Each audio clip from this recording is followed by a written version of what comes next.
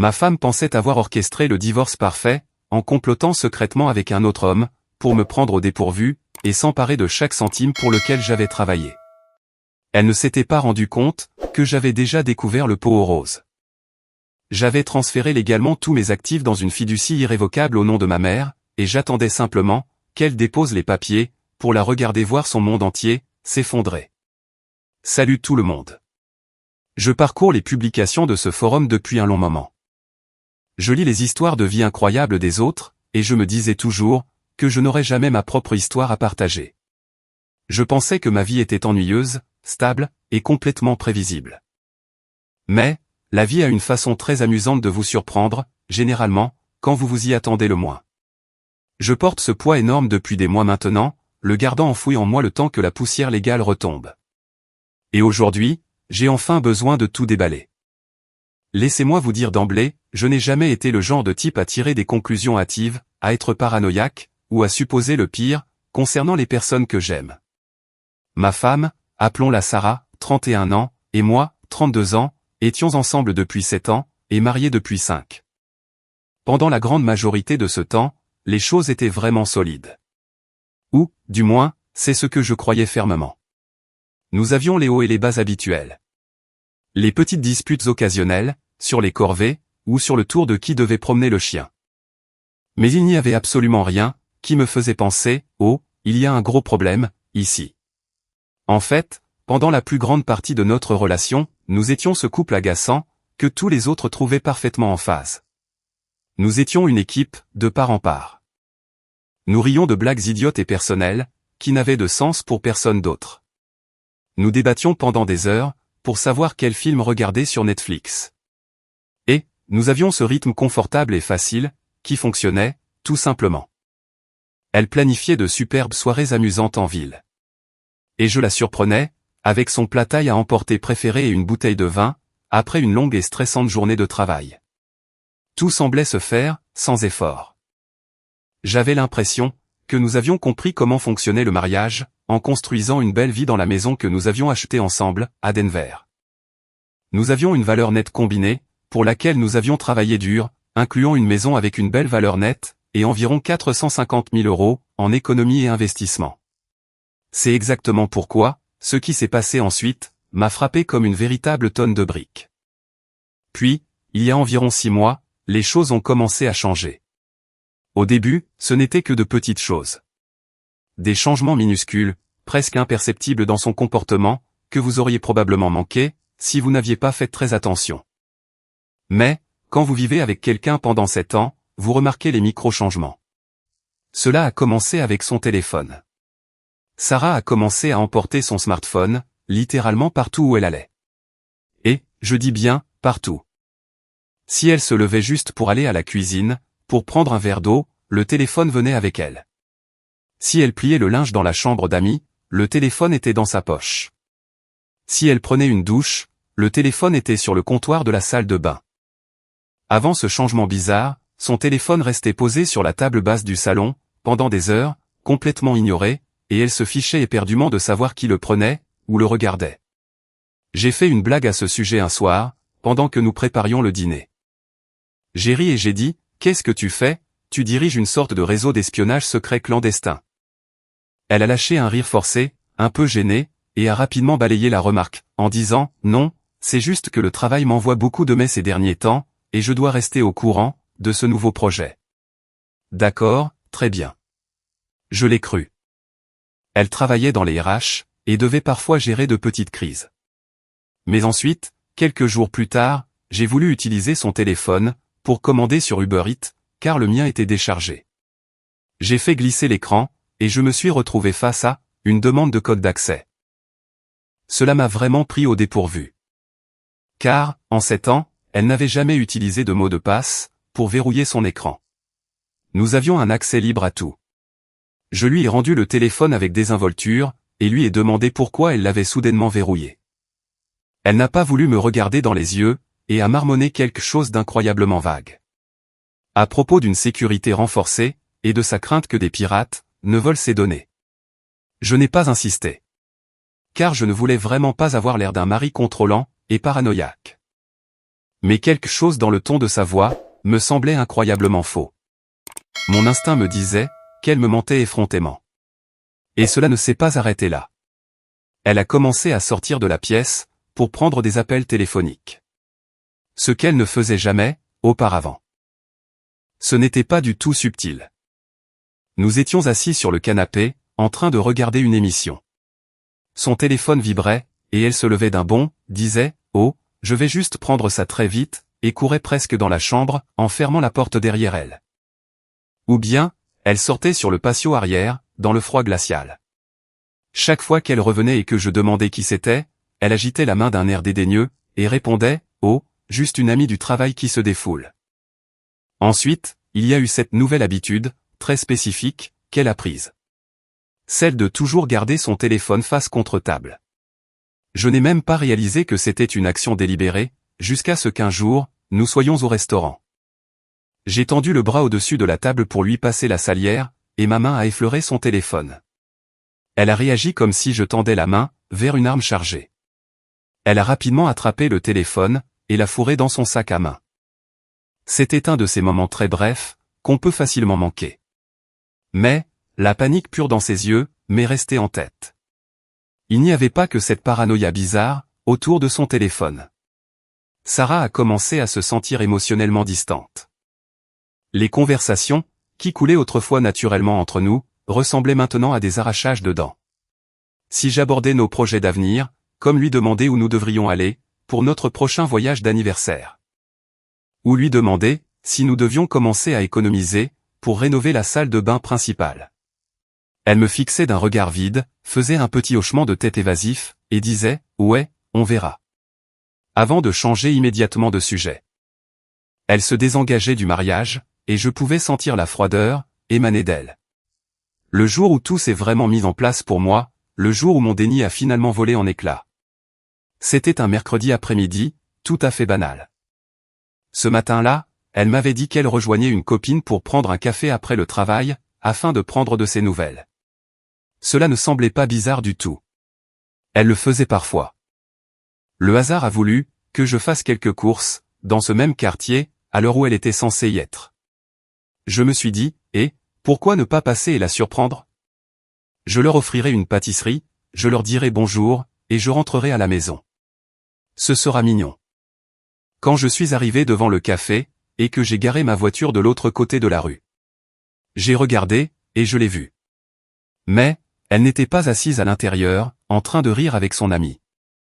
Elle se tenait dehors, sur le trottoir, faisant les 100 pas frénétiquement, avec son téléphone pressé contre son oreille.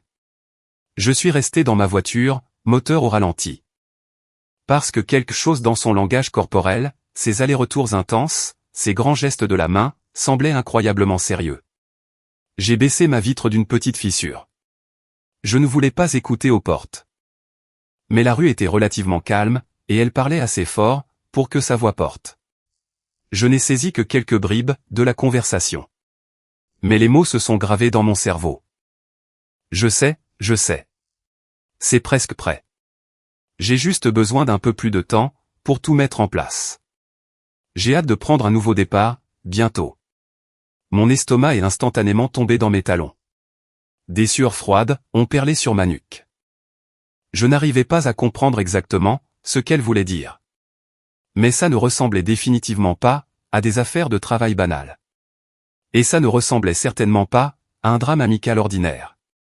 Cela semblait infiniment plus important que ça. Cela ressemblait à quelque chose de très calculé, qu'elle planifiait depuis longtemps. Je ne l'ai pas confrontée sur le moment. J'ai remonté ma vitre, j'ai passé la vitesse, et j'ai conduit jusqu'à la maison, dans un état second. Quand elle est rentrée quelques heures plus tard, j'étais assis sur le canapé, faisant semblant de lire un livre. Je lui ai demandé d'un ton désinvolte, comment s'était passé son rendez-vous. En essayant de toutes mes forces, de garder un ton léger et normal. Elle n'a pas scié. Elle m'a regardé droit dans les yeux, et m'a raconté une énorme histoire inventée de toutes pièces. Sur la façon dont son amie avait pleuré, et s'était plainte, de la dernière erreur de son petit ami. Elle a continué encore et encore, sur la façon dont elle avait donné des conseils relationnels à son ami, et qu'elle avait juste été, une bonne oreille attentive. J'ai hoché la tête, forçant un sourire. et faisant semblant de croire chaque mot qu'elle disait. Mais mon cerveau tournait à plein régime. Elle mentait sans aucun effort. Est-ce que j'interprétais trop les choses? Est-ce que je réfléchissais trop à un appel téléphonique aléatoire? Ou y avait-il quelque chose de beaucoup plus profond et de plus sinistre en cours? Je ne pouvais pas me débarrasser de ce sentiment terrible que quelque chose n'allait pas du tout. Et que la femme qui se tenait dans mon salon me cachait un énorme secret. Les choses ont continué ainsi pendant quelques jours supplémentaires. Des jours atroces. J'ai commencé à observer son comportement de beaucoup plus près. Pas parce que je voulais la surprendre en train de mentir. Mais parce que j'avais désespérément besoin de donner un sens à ce que j'avais vu et entendu. Elle n'agissait pas de manière suspecte, de façon énorme et évidente. Mais c'était une accumulation d'une centaine de petites choses. Des choses qui, tout simplement, ne passaient pas au fond de moi. Et puis, sortie de nulle part. Elle a abordé le sujet de nos finances. Nous dînions un soir, en mangeant des restes, un mardi normal. Nous discutions de choses superficielles. Son patron agaçant, un nouveau documentaire sur des crimes réels, qu'elle voulait regarder. Quand soudain, elle s'est tue, a pris une gorgée de son eau, et a dit, « Tu sais, nous devrions vraiment organiser toutes nos affaires financières. » Elle m'a fait son sourire le plus innocent, et le plus doux. C'était un commentaire tellement bizarre et inattendu, que j'ai arrêté de mâcher, et je l'ai fixé, pendant une seconde. « Qu'est-ce que tu veux dire ?» ai-je demandé, en posant ma fourchette. Elle a haussé les épaules avec désinvolture. Mais ses yeux étaient rivés sur les miens, étudiant ma réaction. Je pense juste que nous devrions tout consolider, au même endroit. Tu sais, comme un fichier maître. Avec toutes les informations de nos comptes, les mots de passe bancaire, les documents d'investissement, l'acte de propriété de la maison, ce genre de choses. Juste au cas où. En cas d'urgence. Honnêtement, je ne savais pas quoi dire. Ce n'était pas quelque chose dont nous avions déjà discuté auparavant. Je gérais tous les gros investissements et l'hypothèque. Et elle avait ses propres comptes, en plus de notre compte commun pour les factures. Le timing de cette demande semblait incroyablement étrange. Surtout, compte tenu des appels téléphoniques secrets, et du commentaire sur le nouveau départ, que j'avais entendu. Quel genre d'urgence, ai-je demandé, en essayant de garder ma voix stable et désinvolte. Elle a haussé les épaules à nouveau, en picorant sa nourriture. C'est juste se comporter en adultes intelligents, non? Et si quelque chose arrivait à l'un de nous? Et si tu avais un accident? Ou, et si nous devions prendre une très grosse décision financière rapidement? Et que nous devions avoir tous les chiffres devant nous? Son explication semblait logique, en surface. Mais quelque chose dans la façon exacte dont elle a prononcé ses répliques, m'a complètement mis sur les nerfs. Ça semblait trop répété. C'était trop net, trop parfaitement argumenté. Comme si elle s'était entraînée à réciter ce texte précis dans le miroir. Et qu'elle avait attendu le moment optimal pour me le sortir. J'ai hoché la tête lentement, et j'ai marmonné quelque chose d'évasif du genre, « Ouais, je suppose que ce n'est pas une mauvaise idée. Je vais voir pour rassembler quelques feuilles de calcul. » Mais à l'intérieur, d'énormes signaux d'alarme se déclenchaient. Les sirènes étaient assourdissantes. Pourquoi maintenant? Pourquoi se souciait-elle soudainement si profondément d'organiser notre valeur nette totale? Et d'avoir accès à tous mes mots de passe? Alors que nous avions toujours gardé nos finances à long terme relativement séparées et souples? Cette nuit-là, alors qu'elle dormait profondément à côté de moi, je suis resté éveillé, à fixer le plafond. Mon esprit n'arrêtait pas de repasser son commentaire, en boucle. Essayer de reconstituer le puzzle. Était-ce juste des trucs normaux d'adultes responsables? Et ma paranoïa prenait le dessus? Mais ensuite, j'ai pensé aux mots de passe du téléphone, aux conversations étouffées sur le patio, aux allers-retours devant le café. Prendre un nouveau départ bientôt. Tout commençait à s'additionner. Et j'étais terrifié par le tableau que cela peignait. Jusque-là, je n'avais pris aucune mesure concrète. J'étais juste un observateur anxieux de ma propre vie. Mais quelques jours plus tard, elle a remis l'argent sur le tapis. Nous étions dans la cuisine. Je préparais un sandwich à la dinde pour le déjeuner. Et elle était appuyée contre le comptoir, faisant défiler l'écran de son téléphone, sans lever les yeux. Elle a soudainement dit, « Et, as-tu repensé à l'organisation de nos affaires bancaires? Par exemple, sais-tu où se trouvent tous les détails spécifiques des comptes et les numéros de routage de ton portefeuille d'investissement ?» J'ai posé le couteau à beurre. Je me suis tourné pour lui faire face. « D'accord, que se passe-t-il vraiment ?» ai-je demandé, en gardant un ton léger, mais en y injectant une certaine fermeté. « Tu as beaucoup parlé des finances et de mes comptes ces derniers temps. Y a-t-il quelque chose de spécifique dont nous devons parler? As-tu des dettes? Devons-nous payer pour quelque chose? » Elle a finalement levé les yeux de son téléphone. Ses yeux s'écarquillant, dans une surprise feinte. Agissant comme si, elle ne s'attendait vraiment pas à ce que je la pousse sur le sujet. « Non, rien ne va mal du tout, » a-t-elle dit rapidement. Laissant échapper un petit rire nerveux et haletant. « Je pense juste que c'est important, c'est tout. Tu sais, pour les urgences. » « Des urgences comme quoi, exactement ?» ai-je insisté, en faisant un pas vers elle. Elle a haussé les épaules. Son visage était complètement indéchiffrable. Fermant sa posture, en croisant les bras. « Je ne sais pas. Juste les choses de la vie. Ce n'est pas grave. Je le promets. Je pense juste que c'est quelque chose dont on devrait s'occuper, ce week-end. » Sa réponse m'a semblé incroyablement vague. Trop vague. J'ai hoché la tête, et j'ai fait semblant de laisser tomber. Retournant à mon sandwich. Mais, la façon dont elle évitait activement de me donner une réponse directe, n'a fait que décupler mes soupçons. Cela ne ressemblait plus à une suggestion désinvolte et utile. Cela ressemblait à une mission de reconnaissance calculée. Elle creusait pour obtenir des informations. Et je n'avais aucune idée de ce qu'elle prévoyait d'en faire. Donc, dès le lendemain, pendant qu'elle était au bureau, j'ai décidé d'examiner de beaucoup plus près notre situation financière. Je me suis assis à mon ordinateur de bureau, je me suis connecté à notre portail bancaire commun, et j'ai commencé à passer au peigne fin l'historique des transactions. En moins de 5 minutes, j'ai remarqué quelque chose de très étrange. Une série de petits transferts inhabituels avait été effectués depuis notre compte commun au cours des 2 derniers mois. Rien de massif.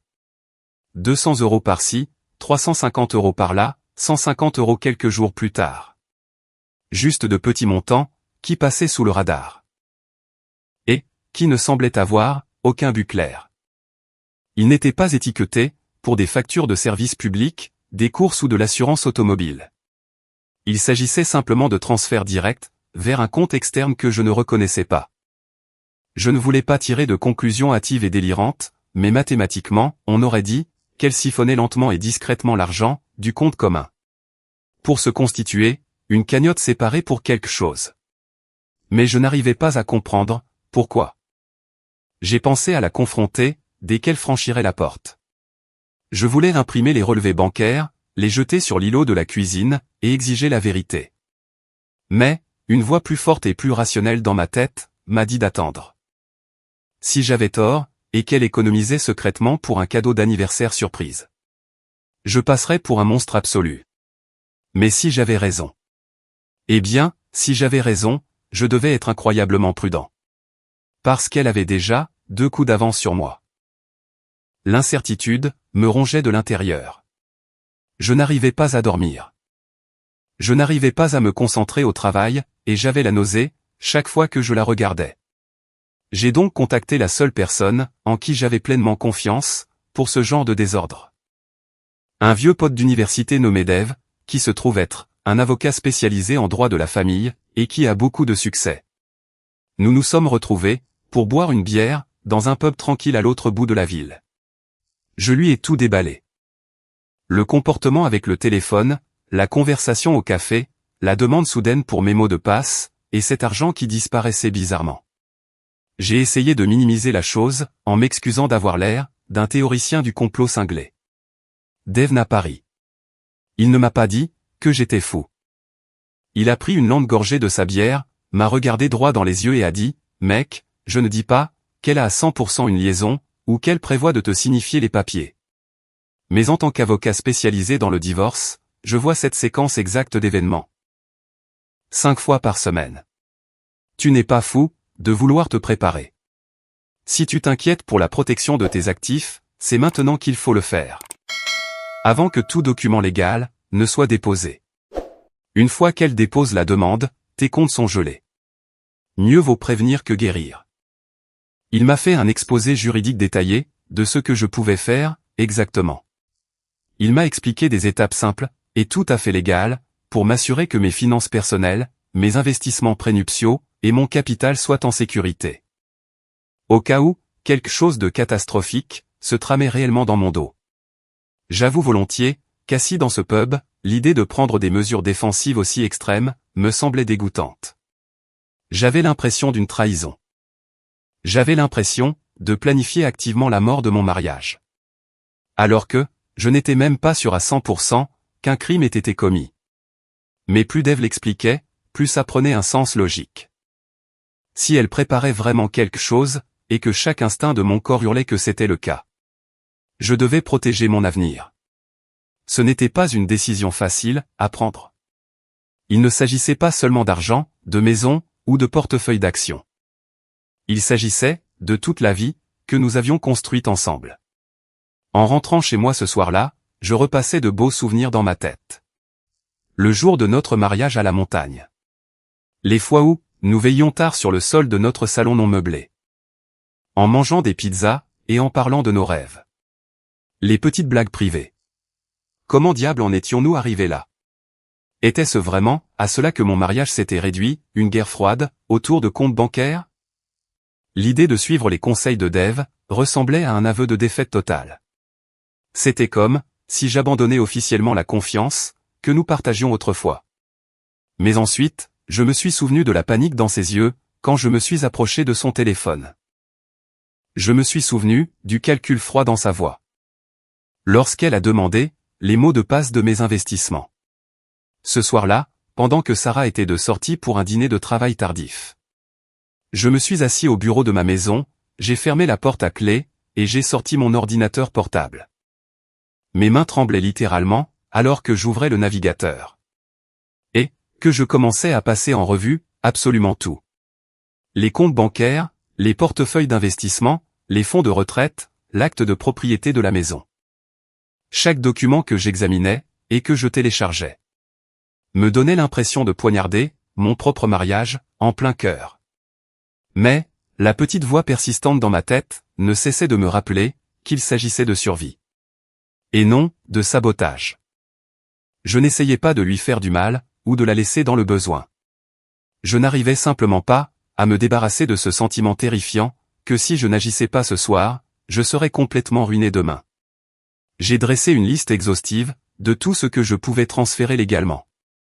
Et de la manière exacte de le faire, sans déclencher d'alarme fiscale massive. Ou éveiller les soupçons. Pendant que je tapais, j'ai senti un poids écrasant et étouffant s'installer sur ma poitrine. J'avais fait totalement confiance à cette femme, pendant 7 ans. J'aurais pris une balle pour elle. Et maintenant, j'étais là. À jouer à un jeu de défense aux enjeux élevés, contre la personne dont je pensais qu'elle assurerait toujours mes arrières. Puis j'ai pris mon téléphone, et j'ai appelé ma mère, Eleanor. Je ne lui ai pas tout raconté. Je ne voulais pas lui briser le cœur, tout de suite. Je lui ai juste donné suffisamment d'informations, pour expliquer pourquoi j'avais urgemment besoin de son aide. « Maman, j'ai besoin que tu me rendes un énorme service », ai-je dit, la voix légèrement brisée. « J'ai besoin de transférer certaines choses, à ton nom. J'ai besoin que tu conserves mes actifs pendant un moment, dans une fiducie. Ce n'est rien d'illégal. C'est juste quelque chose que je dois faire, pour me protéger en ce moment, au cas où. » Elle est restée silencieuse, pendant un long moment. Je savais qu'elle essayait probablement de deviner ce que je ne disais pas. « Est-ce que ça va, chérie ?» Sa voix résonnait dans le haut-parleur. Épaisse, d'une inquiétude maternelle. « Ouais », ai-je menti, ravalant la boule que j'avais dans la gorge. C'est juste une précaution. Honnêtement, il n'y a probablement pas de quoi s'inquiéter. Elle ne m'a pas pressé pour avoir des détails. Ce dont je lui ai été éternellement reconnaissant. Mais je pouvais entendre l'hésitation et l'inquiétude profonde dans sa voix, quand elle a finalement soupiré et dit, « Bien sûr, mon chéri. Tout ce dont tu as besoin, j'appellerai mon notaire, dans la matinée. » En raccrochant le téléphone, j'ai ressenti un mélange étrange et conflictuel, d'immense soulagement, et de profonde honte. Je détestais absolument impliquer ma douce mère dans ce pétrin toxique. Mais, en même temps, savoir qu'elle me soutenait m'a donné un profond sentiment de stabilité, dans une situation où j'avais l'impression de m'enfoncer dans des sables mouvants. Au moment où Sarah est finalement rentrée de son dîner, j'avais déjà commencé ce processus massif. Au cours des 48 heures suivantes, j'ai légalement transféré la quasi-totalité de mes actifs majeurs. Mes importantes économies personnelles, mes investissements en actions. Et même, l'acte de propriété de notre maison. Qui était à mon seul nom depuis avant le mariage, bien que j'ai payé l'hypothèque avec des fonds maritaux. Le tout, dans une fiducie irrévocable, au nom de ma mère. J'ai laissé exactement 15 000 € sur notre compte chèque commun. Pour sauver les apparences, et couvrir l'hypothèque et les factures. Mais, le reste de ma valeur nette, était complètement verrouillé derrière un mur légal blindé. Sarah n'a pas remarqué une seule chose.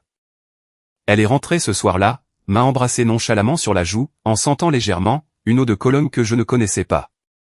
Et m'a demandé si je voulais regarder un film. J'ai agi de manière tout à fait normale. J'ai souri, fait du popcorn, et me suis assis à côté d'elle, sur le canapé. Mais à l'intérieur, mon système nerveux était en feu. Une part de moi se sentait incroyablement coupable. Comme si c'était moi qui trahissais sa confiance. Mais, une autre part de moi, bien plus forte, se sentait investie d'un nouveau pouvoir. Je me sentais soulagé. J'avais l'impression de reprendre enfin le contrôle d'un train fou qui avait échappé à mon contrôle.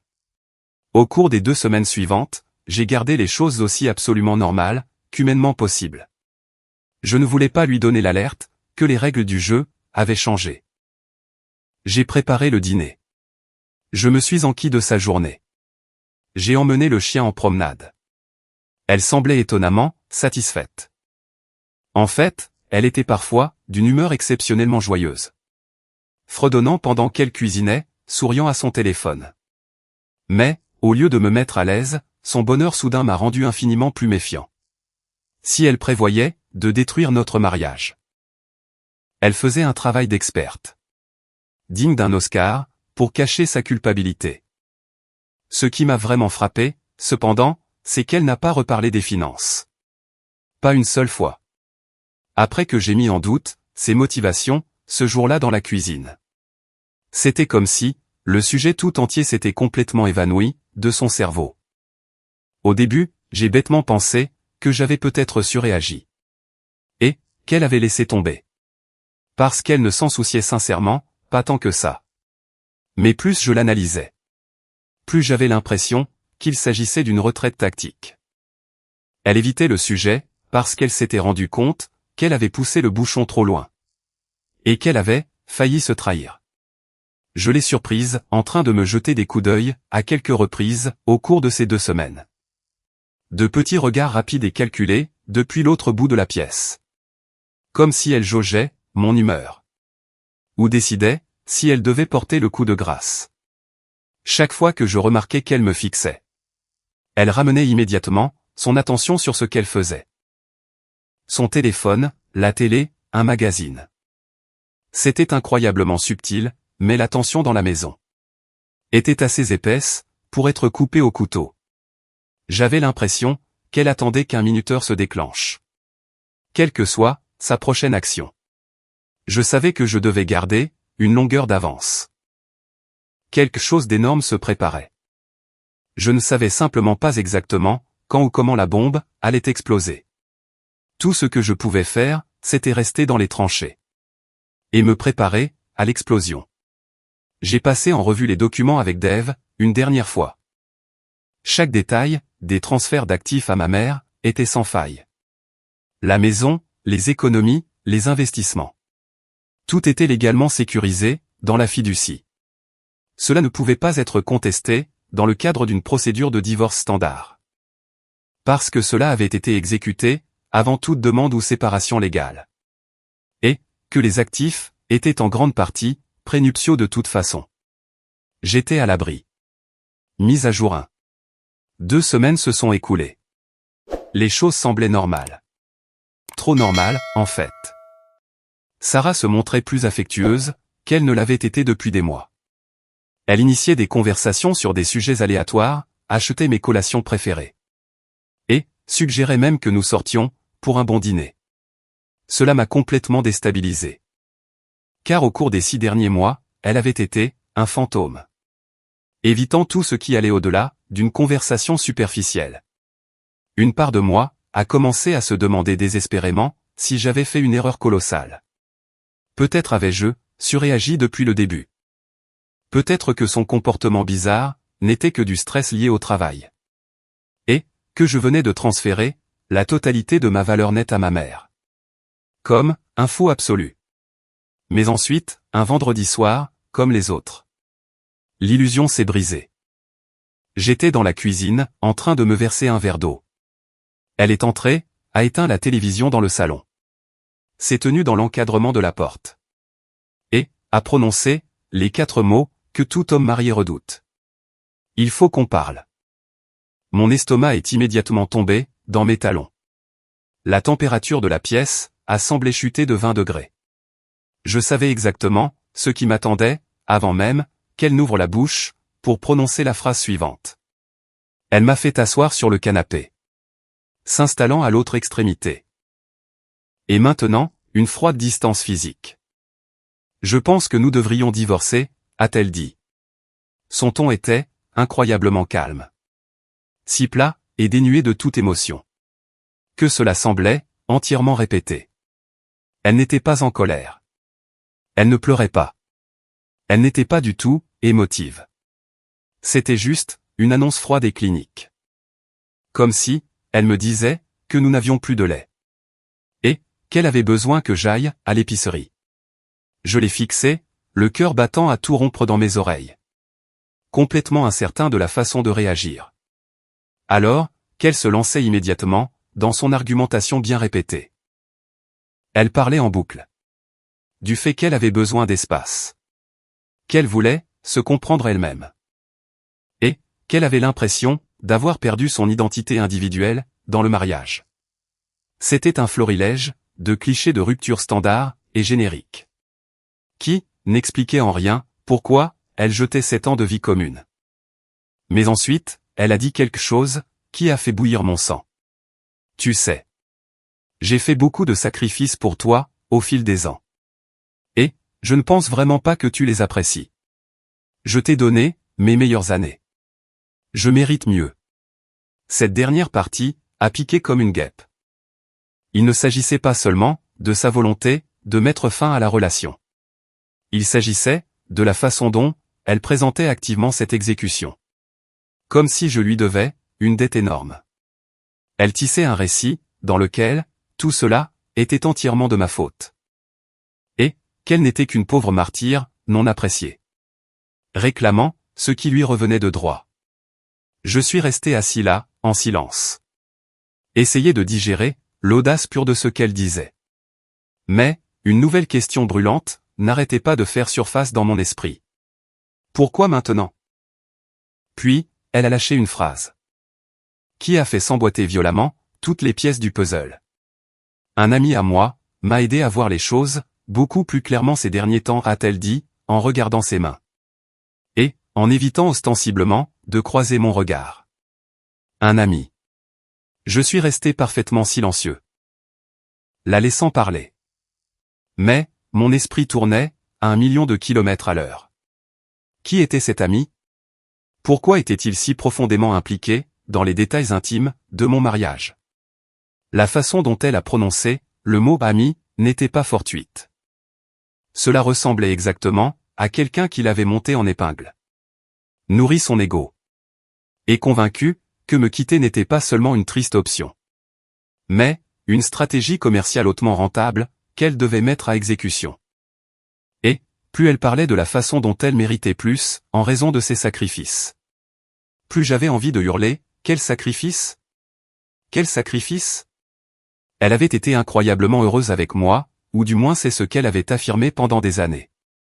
Je m'étais éreinté au travail pour lui offrir la vie confortable, de classe moyenne supérieure, qu'elle désirait. Lorsqu'elle avait voulu se rapprocher de son nouveau bureau, au centre-ville, il y a 3 ans. J'avais accepté d'acheter cette maison spécifique, même si cela signifiait un trajet d'1 heure épuisant dans les embouteillages pour moi, chaque jour. Lorsqu'elle avait voulu participer à cette retraite de yoga, follement chère, d'1 mois, au Costa Rica, l'année dernière. Je m'étais assuré que nous budgétions agressivement pour cela, allant même jusqu'à annuler un voyage de golf avec mes frères, que j'attendais avec impatience depuis des mois.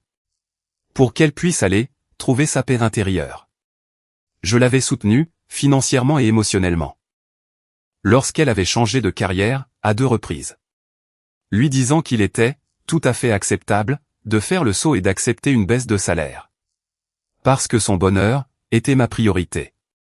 Je pensais qu'être un bon mari signifiait la faire passer en premier, chaque fois que je le pouvais. Et ce n'est pas comme si j'étais un être distant, sans aucun romantisme, avachi sur le canapé. J'étais présent. Je me souvenais de chaque anniversaire, de notre rencontre, ou de sa naissance. Et des petites choses aléatoires, qu'elle disait aimer. Je planifiais des soirées surprises élaborées, lorsqu'elle se plaignait de se sentir enlisée, dans la routine. Je m'asseyais et l'écoutais, se défouler sur ses collègues toxiques. Pendant des heures. Je ne faisais pas toujours tout, à la perfection. Mais, j'essayais toujours. Absolument toujours. C'est exactement ce qui faisait que sa phrase « je mérite plus » piquait avec tant de venin. Je ne goberais pas son numéro de victime. Pas une seule seconde. Elle n'était pas malheureuse à cause de quoi que ce soit, que j'ai fait, ou que je n'ai pas fait. Elle était malheureuse. Parce que quelque chose, ou quelqu'un, l'avait changée. C'était peut-être cet ami mystérieux qu'elle n'arrêtait pas d'évoquer. Mais, l'étrangère froide et calculatrice, assise sur le canapé en face de moi, maintenant, n'était absolument pas la femme chaleureuse et aimante que j'avais épousée. Et je n'allais absolument pas m'asseoir là et la laisser réécrire toute l'histoire de notre mariage. Pour justifier sa trahison. Je ne l'ai pas pressée de questions sur le moment. Je n'ai pas crié. Je n'ai pas pleuré. Et je ne l'ai certainement pas supplié de rester. Au lieu de cela, je l'ai simplement regardé droit dans les yeux. J'ai hoché la tête lentement. Et j'ai dit quelque chose de complètement neutre.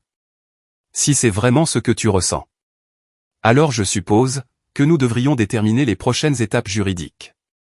Elle avait l'air sincèrement choquée. Ses yeux s'écarquillèrent, et sa bouche s'entr'ouvrit légèrement. Elle s'attendait clairement à ce que je m'effondre. À ce que je me dispute, que je la supplie, et que je rampe à ses pieds. Elle voulait le coup de fouet, pour son ego. De me voir, me battre pour elle. Mais, je m'en fichais éperdument désormais. Mon attention s'était déjà entièrement déplacée vers le mode de survie. J'avais besoin de savoir exactement qui ou quoi était derrière cette destruction soudaine et calculée de ma vie. Il ne s'agissait pas seulement pour elle de se réveiller un matin, au hasard, et de décider qu'elle voulait être célibataire.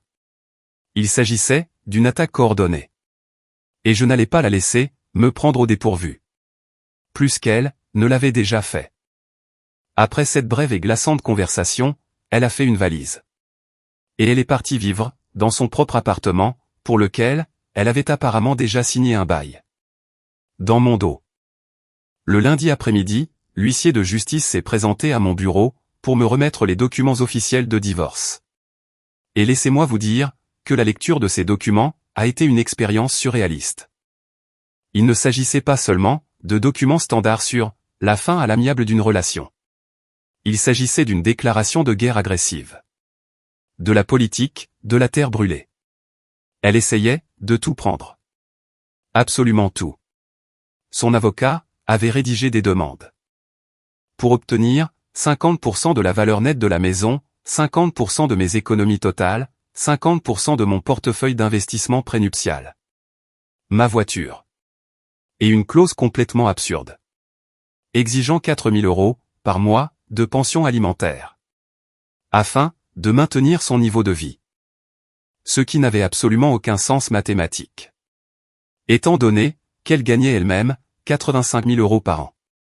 C'était comme si elle cherchait à faire un coup de circuit, s'attendant à ce que je m'écrase. que je pleure. Et que je lui remette les clés de toute ma vie. Au début, j'ai pensé qu'elle était juste mesquine et vindicative. Mais la façon dont ces demandes étaient formulées, si incroyablement détaillée, agressive et stratégique, sur le plan juridique, m'a conforté dans un fait terrifiant. Il y avait absolument quelqu'un pour la coacher tout au long de ce processus. Alors, j'ai commencé à creuser. Je ne pouvais pas exactement juste lui envoyer un texto et lui demander « Eh, c'est qui le gars pour qui tu me quittes ?» J'ai donc dû faire preuve de créativité. J'ai commencé par ses réseaux sociaux. Elle ne m'avait pas encore bloqué sur Instagram. Probablement pour maintenir l'illusion que nous nous séparions à l'amiable. Bien qu'elle ne publie pas très souvent. J'ai examiné en profondeur les photos sur lesquelles elle était identifiée, ses abonnés et les sections de commentaires, à la recherche de toute nouvelle anomalie.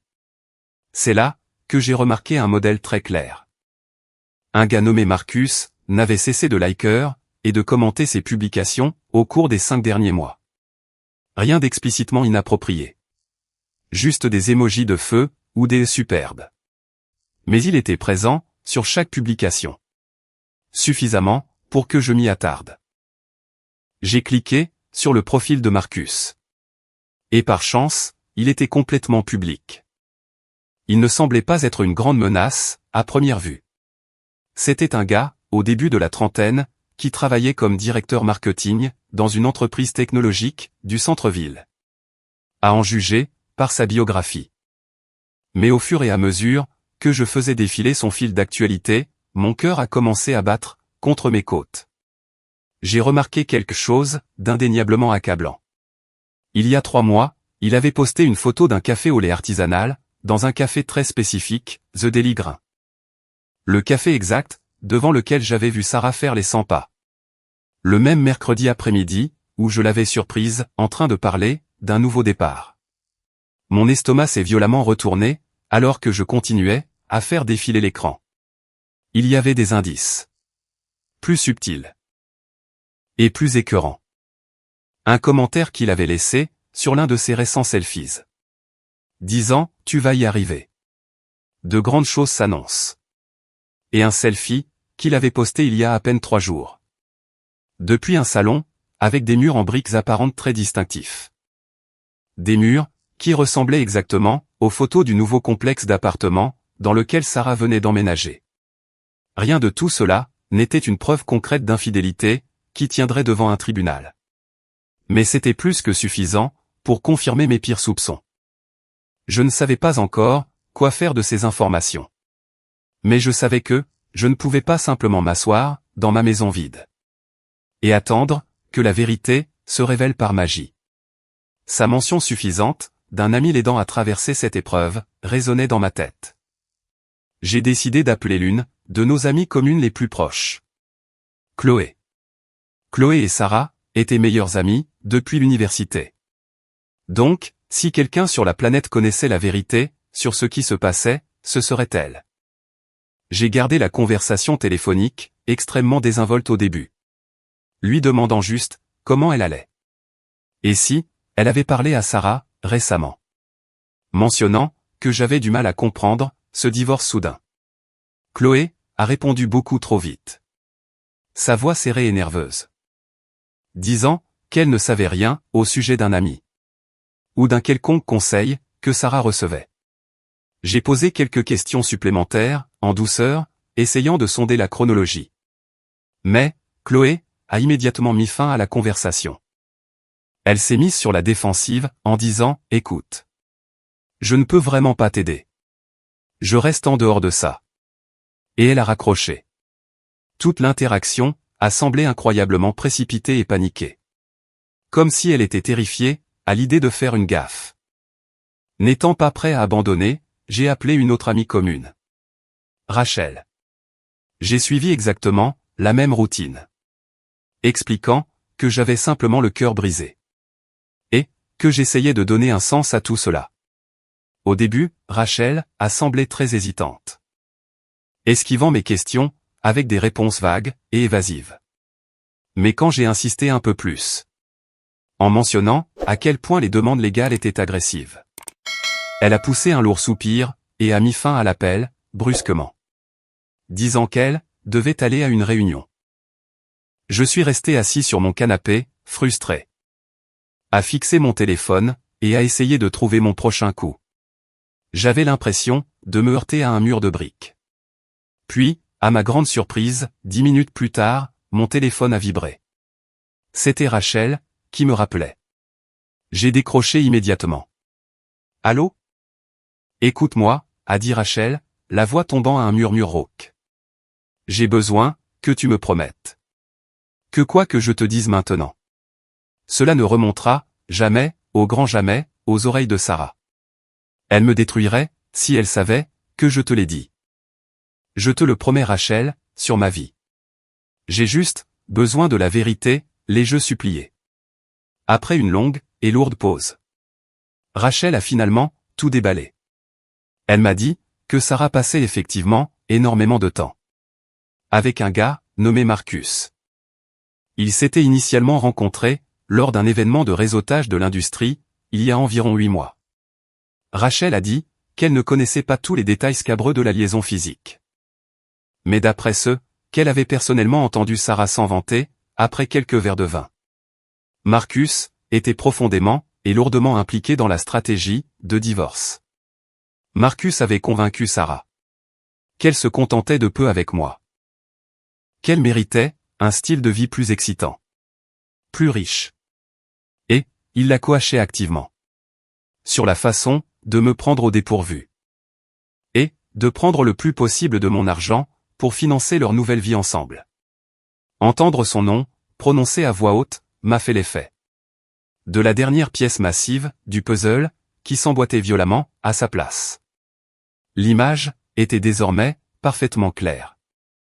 Il ne s'agissait pas seulement de ma femme qui avait besoin d'espace, qui voulait se retrouver, ou qui se sentait à l'étroit dans notre mariage. Elle entretenait une liaison pure et simple. Quelqu'un d'autre était dans le décor, tirant ses ficelles, orientant ses décisions, et rédigeant le manuel pour savoir comment me ruiner. Et j'étais absolument déterminé à les faire payer tous les deux pour ça. J'ai décidé que je devais le confirmer de mes propres yeux. Ce samedi-là, j'ai traversé la ville en voiture, jusqu'à l'adresse du nouvel immeuble de Sarah. J'ai garé ma voiture, plus bas dans la rue. Je me suis affaissé dans le siège du conducteur. Et j'ai simplement attendu. J'avais l'impression d'être un détective privé pathétique. Mais j'avais besoin de clore ce chapitre. Effectivement, quelques heures plus tard, les portes d'entrée de l'immeuble se sont ouvertes, et elle est sortie. Et, juste à côté d'elle, se trouvait Marcus. Il ne se tenait pas la main. Probablement, pour essayer d'être un peu discret, en public.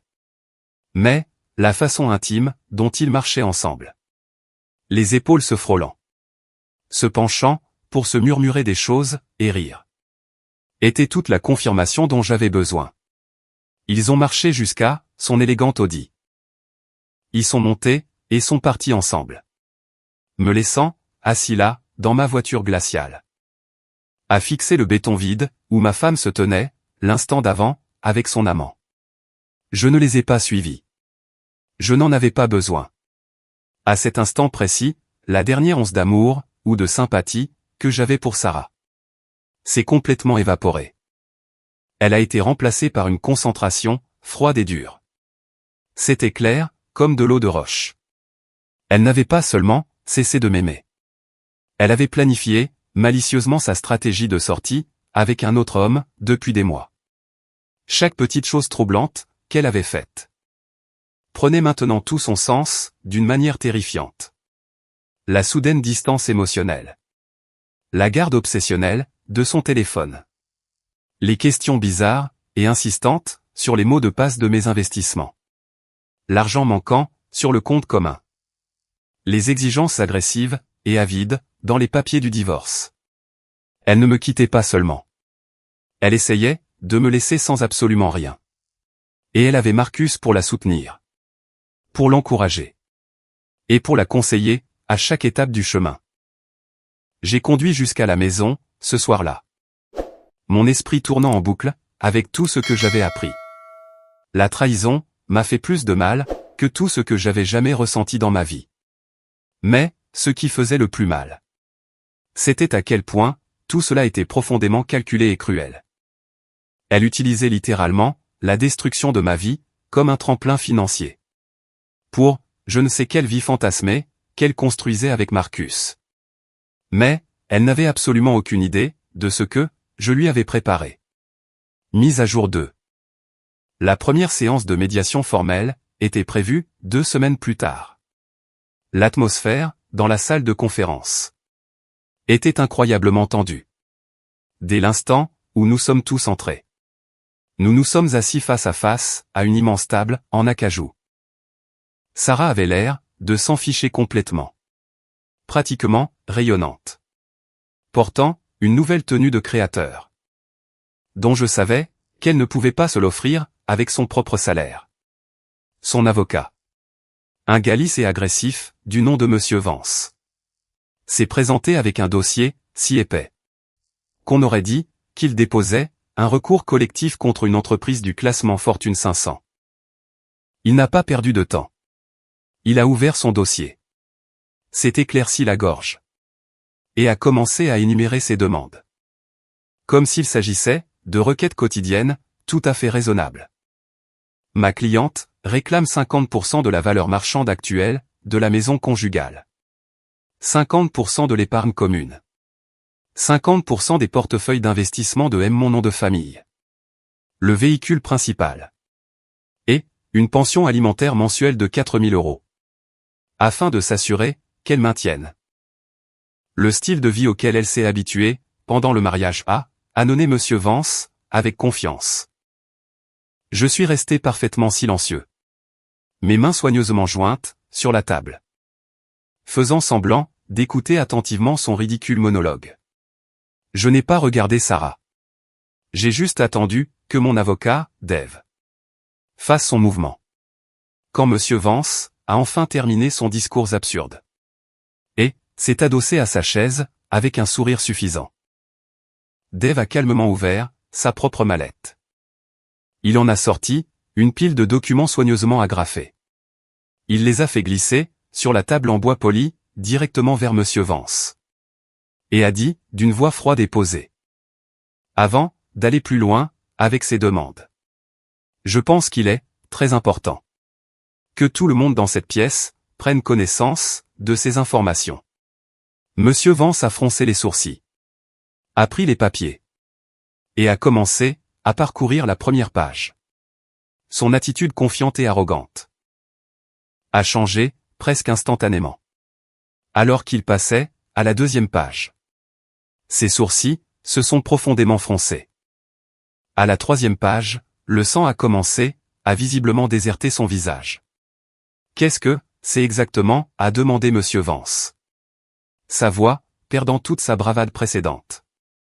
Levant les yeux vers Dave, avec une confusion sincère. Ces documents vérifient légalement le transfert de tous les actifs liquides majeurs de mon client. Ses portefeuilles d'investissement. Et l'acte de propriété de la maison en question. Dans une fiducie irrévocable. Au nom de sa mère, a expliqué Dave. Sa voix, parfaitement posée. Les transferts ont été complètement finalisés.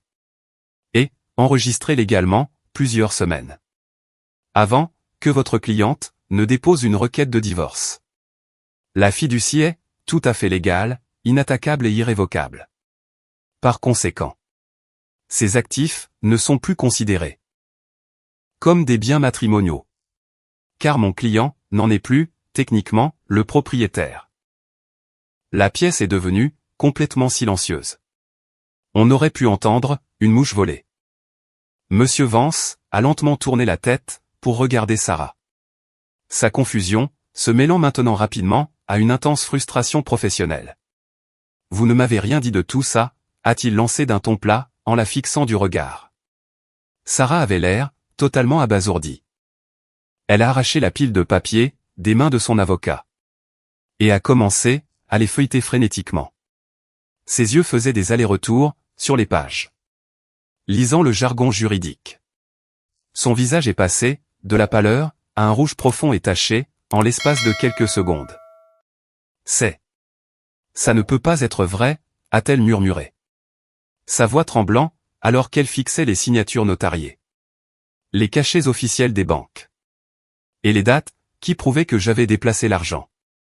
Bien avant, qu'elle ne me tende son embuscade. Puis, elle a lentement levé les yeux, des papiers. Et a tourné, son regard vers moi. Son expression est passée, de l'incrédulité pure, à une fureur absolue et incontrôlée. Tu as planifié ça, a-t-elle sifflé, claquant ses mains, sur la table. Me fixant du regard, comme si j'étais un tueur en série, qui venait de commettre un crime impardonnable contre l'humanité. Tu savais, que j'allais déposer les papiers. Tu as organisé ça dans mon dos, pour me baiser. Je n'ai pas scié. Je n'ai pas élevé la voix. Je l'ai juste regardé dans les yeux. Je me suis légèrement penché en avant. Et, j'ai dit, je pensais juste, que c'était intelligent, d'organiser nos affaires financières. Tu sais, pour les urgences. Sa mâchoire s'est littéralement décrochée. Elle a reconnu, ses propres mots, utilisés comme une arme contre elle. Elle avait l'air, d'avoir été frappée physiquement. Son avocat. Qui transpirait maintenant visiblement. Et qui était très agacé, de voir son jour de paix s'évaporer dans la nature. A demandé à Dave, d'expliquer davantage, la structure de la fiducie. C'est ce que Dave a fait. Calmement, méthodiquement. Et, avec chaque élément de preuve documenté nécessaire, pour rendre les transferts irréprochables. Les dates, correspondaient parfaitement. Les signatures, étaient correctement notariées. La fiducie, était légalement impénétrable. Il ne pouvait absolument rien faire, pour la contester. Sans dépenser des centaines de milliers d'euros. Dans une bataille juridique, perdue d'avance. Sarah, était livide. Elle tremblait de rage. Tu es incroyable, a-t-elle lâché. Pratiquement, en train de vibrer sur sa chaise. Je ne peux pas croire, que tu me fasses un coup, aussi diabolique. Après tout, ce que je t'ai donné. Je n'ai toujours pas prononcé, un autre mot. Qui avait-il, à dire de plus? Il ne s'agissait pas de moi, lui faisant un coup diabolique. Il s'agissait de moi, survivant, à une attaque préméditée. Elle avait clairement fait comprendre, qu'elle n'allait pas partir discrètement. Alors, je me suis assuré, qu'elle parte, avec exactement, ce qu'elle avait apporté dans le mariage. C'est-à-dire rien. La séance de médiation, s'est terminée brusquement. Avec Monsieur Vance, qui a rangé sa mallette à la hâte.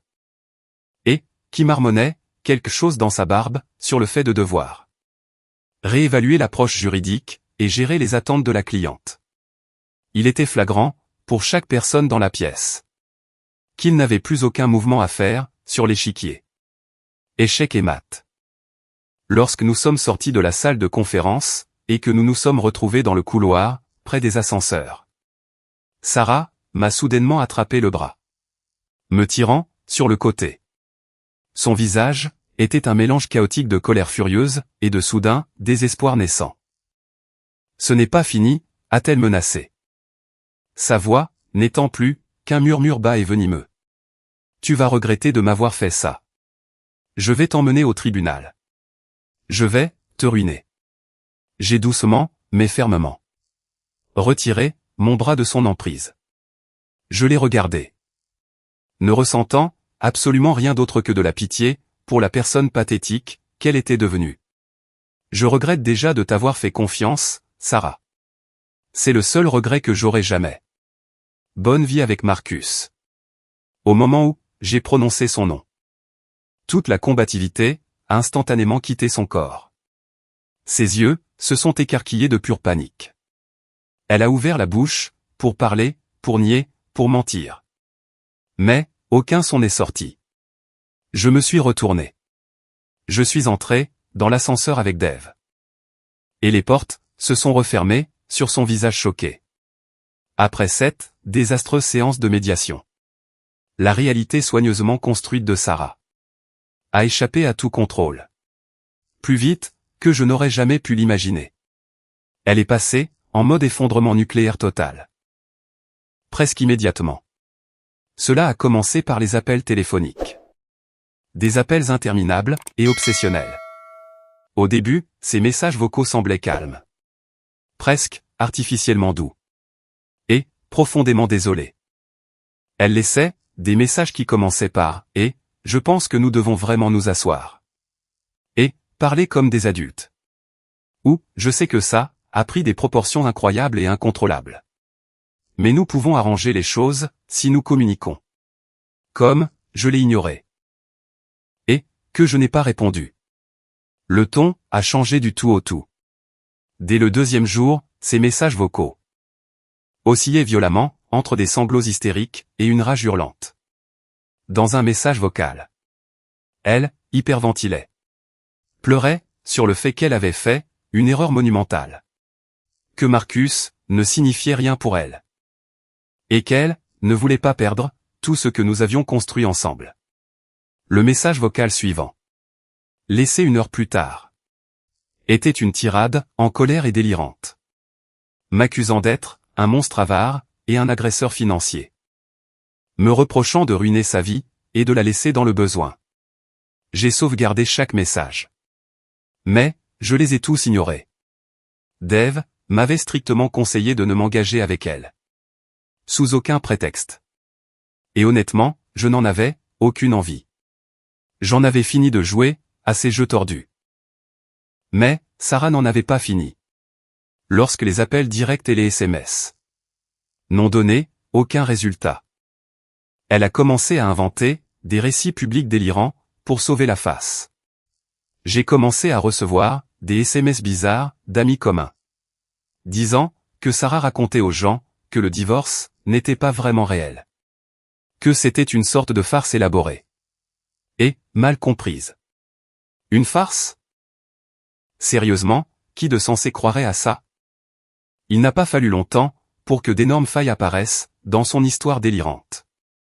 Des amis ont commencé à se poser des questions logiques, du style « Si c'était juste une blague, pourquoi as-tu engagé un avocat cher, déménagé dans ton propre appartement, et lui as-tu fait signifier des documents juridiques réels, demandant la moitié de ses biens ?» Lorsque les gens, à juste titre, n'ont pas gobé l'excuse « Dieu c'était juste une blague », elle a redoublé d'efforts. Et est passée à un nouveau mensonge.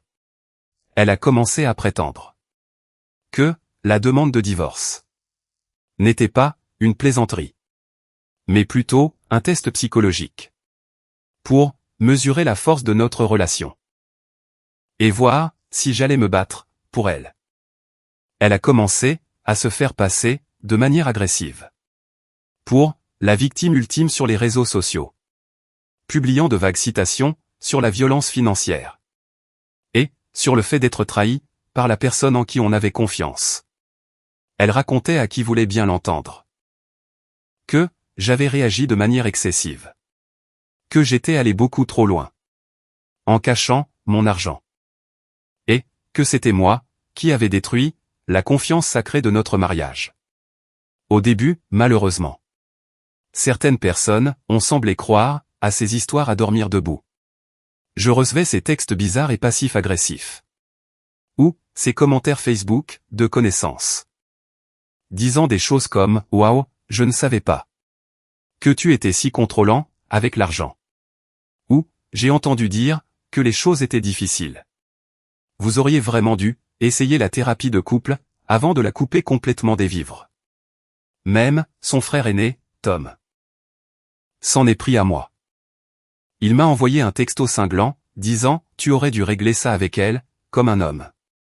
Au lieu d'être aussi extrême, et de cacher ton argent, comme un lâche. Tu lui as brisé le cœur. » C'était incroyablement frustrant, de rester assis en silence. Pendant qu'elle assassinait, mon personnage. Mais, je savais que la vérité finirait par éclater. Je devais juste faire preuve de patience. Et la vérité a éclaté.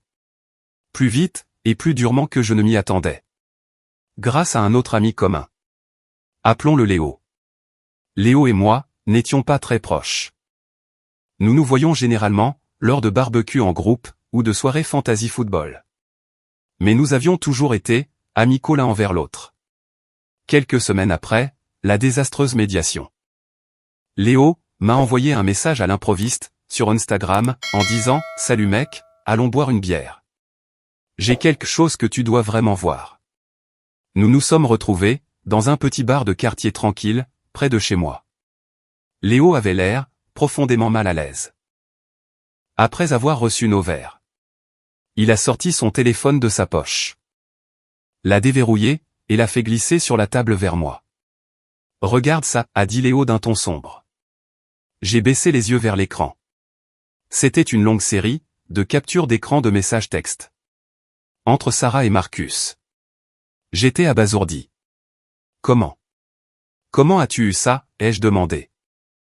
En parcourant les messages accablants, le cœur battant à la chamade. Léo m'a expliqué qu'il avait un ami commun proche, qui travaillait dans la même entreprise technologique que Marcus.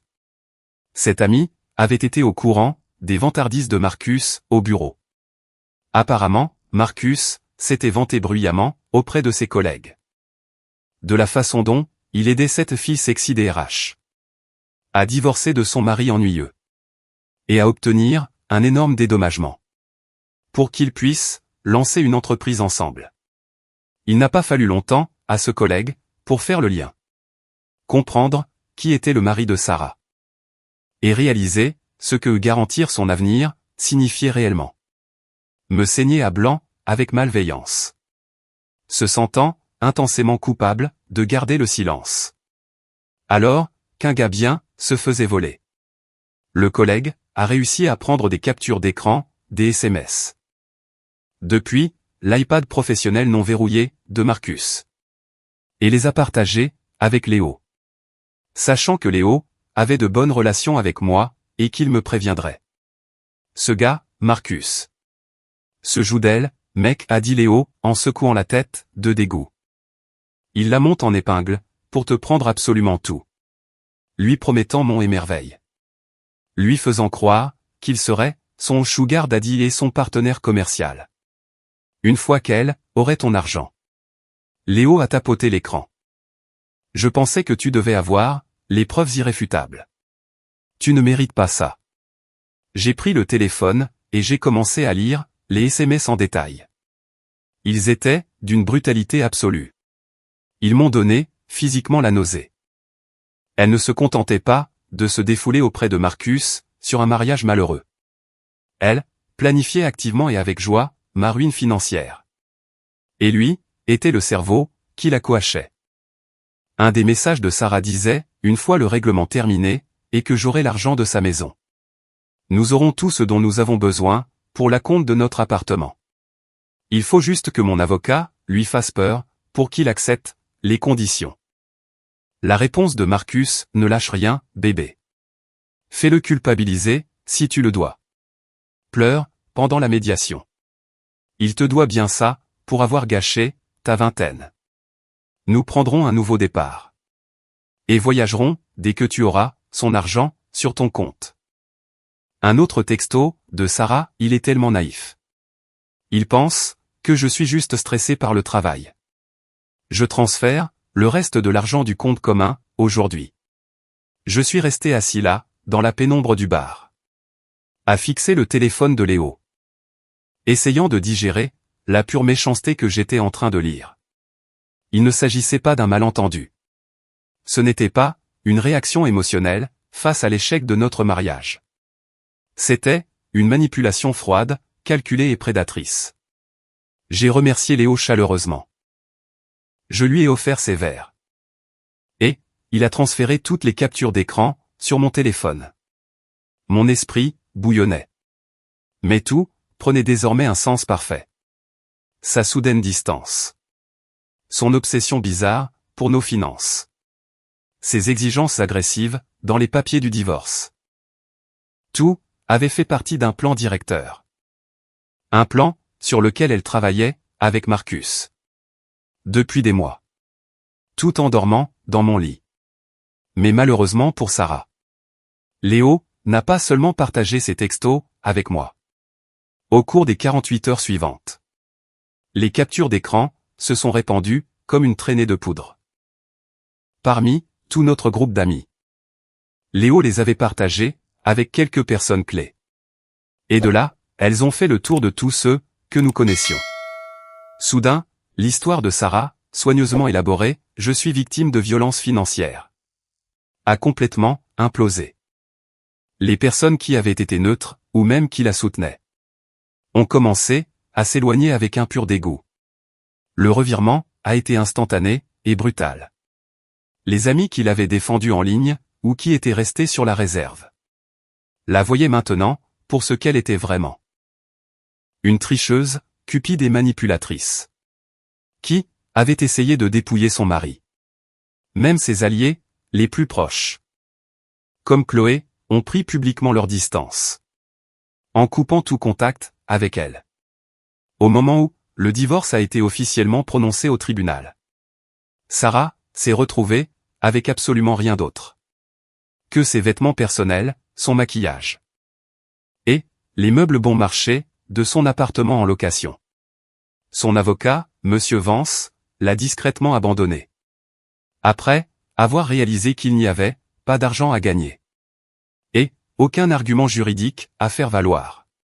Toutes ces exigences audacieuses et agressives étaient tombées en poussière sous le poids des documents de fiducie que j'avais préparés. Mes actifs étaient complètement intouchables. J'ai gardé ma maison, mes économies, mes investissements et ma dignité.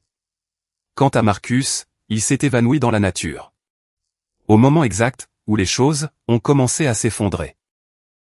Je n'en ai pas été surpris, le moins du monde. D'après ce que j'ai pu reconstituer, via les rumeurs, il s'était servi d'elle, tout autant qu'elle s'était servie de moi. Il l'avait nourrie de grandes illusions d'indépendance, de richesse et d'un nouveau départ romantique. Mais à la seconde absolue, où il est devenu de notoriété publique, qu'elle ne s'en sortirait pas avec un dédommagement de 400 000 € pour financer son style de vie, à lui. Il a coupé les ponts. Il a bloqué son numéro, supprimé ses réseaux sociaux et a pris la fuite. Sans Marcus dans son coin. Et sans mon argent, sur lequel se rabattre. La confiance de Sarah a pris un énorme plongeon. Et a touché le fond. Les appels et les SMS, sur mon téléphone ont continué. Mais ils n'étaient plus en colère, ni menaçants. Ils étaient tout à fait pathétiques et désespérés. Elle ne m'accusait plus de maltraitance. Elle suppliait presque, à genoux. Est-ce qu'on peut, s'il te plaît, juste parler? S'il te plaît. Il ne me reste plus personne. Je ferai n'importe quoi pour réparer ça. Un message vocal implorait. Sa voix se brisant dans de vraies larmes. Un autre texte disait, tu n'es pas obligé de me pardonner. Mais ne pouvons-nous pas juste régler ça? Et être amis? Je laisserai tout tomber.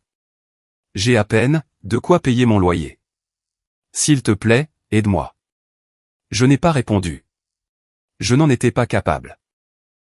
J'ai juste bloqué son numéro, complètement. Les dégâts étaient faits de manière permanente.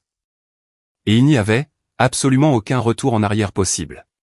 Face au niveau de trahison qu'elle avait orchestré. Même sa propre famille a fini par réaliser la vérité. Son frère Tom, qui m'avait envoyé ce méchant texto quelques semaines auparavant, m'a appelé à l'improviste. Il avait l'air incroyablement honteux.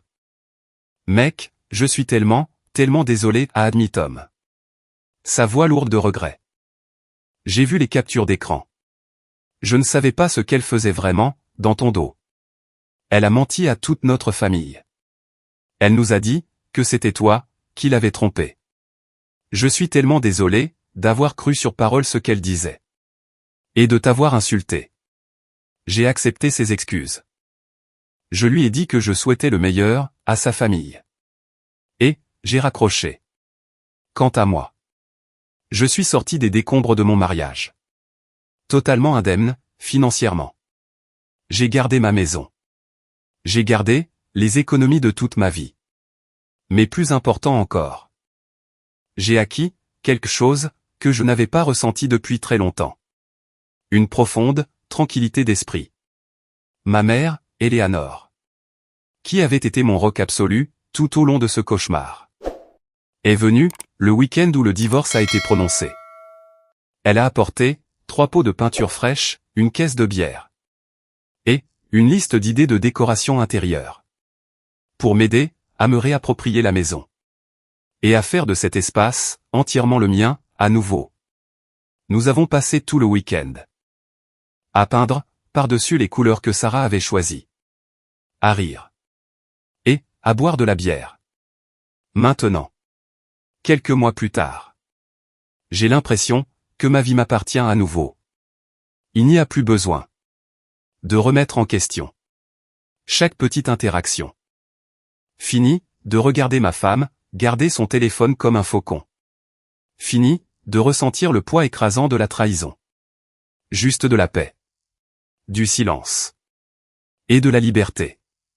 Sarah n'est rien d'autre qu'un sombre chapitre de mon passé. Un chapitre que je ne relirai plus jamais. Et en ce qui me concerne, le reste de l'histoire de ma vie n'appartient qu'à moi de l'écrire.